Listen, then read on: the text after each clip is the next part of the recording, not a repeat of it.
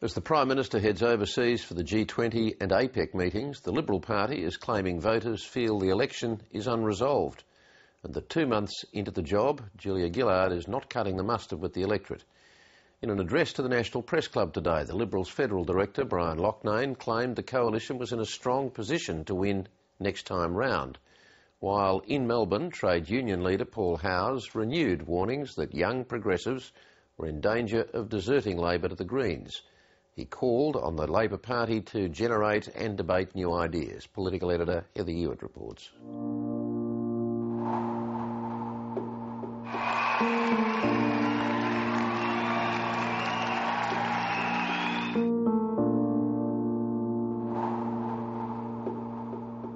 In the 2 months since the election, it's apparent that Labor is a mess and that Julia Gillard is struggling.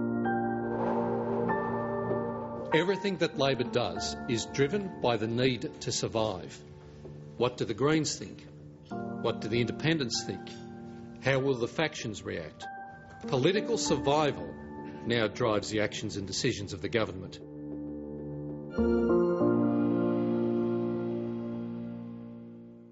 In our polling, Labor had rebounded to... As the Liberal Party's Federal Director, Brian Loughnane, addressed the National Press Club today, he was as good as reflecting the frustrations of some senior figures in Labor ranks, who have begun to mutter that minority government is tough, that the Gillard government appears to lack a clear narrative and direction, and that the electorate is picking up on this.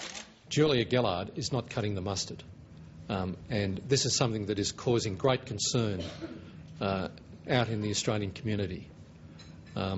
It's almost as though the election is unresolved and people are looking for a strong alternative. It's a perception ALP strategists are anxious to nip in the bud, but the dilemma is how. At one level, there's a push for Julia Gillard to stay the course and simply refine the government's message. At another level, there are demands for Labor to go much further on contentious issues to show what it stands for. We can't go through another ALP national conference and not have a single debate or a single vote. It was a joke. It was wrong then, and we can certainly not do it into the future. It's the march of the Greens that has young power brokers like Australian Workers' Union leader Paul Howes worried.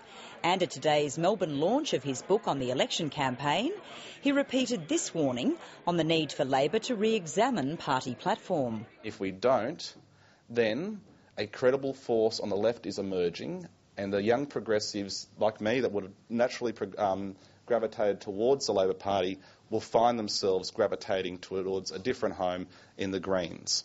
And that is a dangerous dangerous future for the future of Labor. Surprisingly, it was Victorian Liberal heavyweight Michael Kroger who launched the Howes book in Melbourne, and he was making his own mischief about the lead-up to Kevin Rudd's ousting and how much Julia Gillard knew about it. Stories abound in Melbourne that Julia Gillard told at least one Melbourne businessman in the week before the challenge that there would be a change of leadership the next week.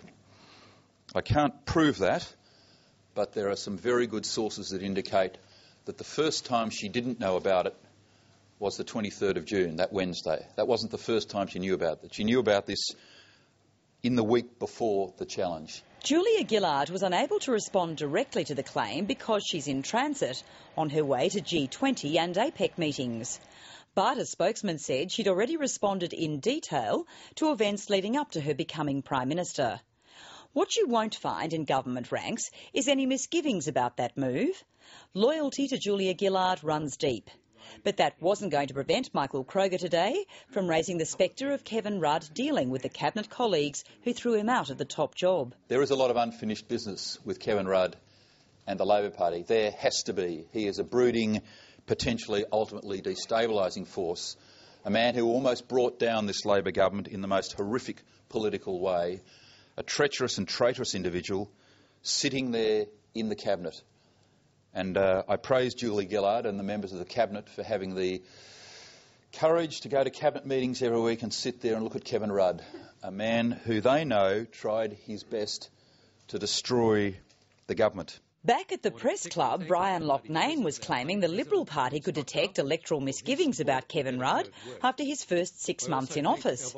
But a lot of the questioning that followed his address centred on the party's own internal organisation, namely reports of a spat between Brian Loughnane and the party's outgoing treasurer and chief fundraiser, Michael Yabsley. The party's director implied the dispute was over Michael Yabsley seeking a hefty reward for his efforts. Obviously, I can't comment on the commercial proposition put by Michael Yabsley, but obviously he was looking for a significant retainer. That retainer is understood to be in the six figures, and the federal executive will now look at whether the role should go out to tender. By the next election, though, it could be a completely different ballgame, with the government moving to reform campaign funding so that donations of $1,000 and upwards must be disclosed, instead of the current $11,500 limit.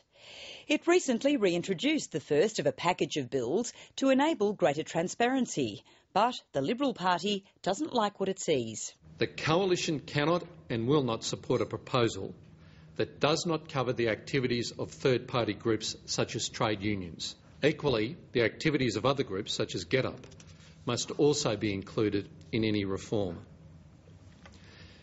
Given GetUp's newfound interest in funding reform, I call on them today to voluntarily disclose all aspects of their funding and campaigning in the lead up to and during the recent election campaign. Well, GetUp already posts on our website all of our donations over the $10,000 mark. We post them within 30 days of receipt.